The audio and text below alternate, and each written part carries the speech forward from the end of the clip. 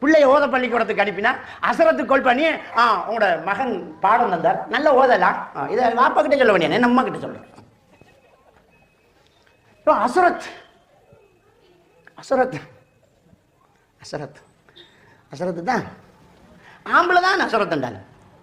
என்ன தேவையில்லாத மௌலிமாருக்கு போன் பண்ணி அந்த அந்த ஒரு பெண்ணு வெக்கப்படுற ஃபத்வாவை கேட்கறது. குளிப்பு சட்டங்கள், மாதவிலக்கு சட்டங்கள்.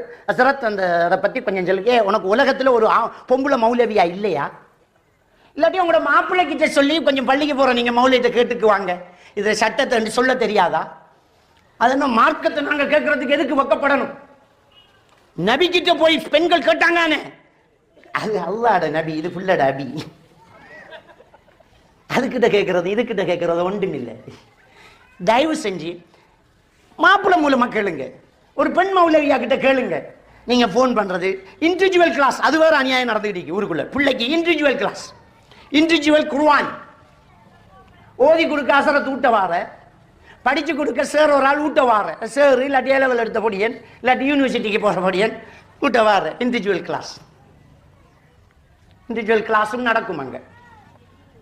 வேற இண்டிவிஜுவல் கிளாஸ் மட்டும் நடக்காது, அதுவும் நடக்கும். அப்ப இதெல்லாம் எப்படி அனுமதி? இதெல்லாம் அனுமதியா? இதை செய்யலாமா? ஒரு அஜ்னபி மஹரமி உறவு பேண்டது இல்லையா?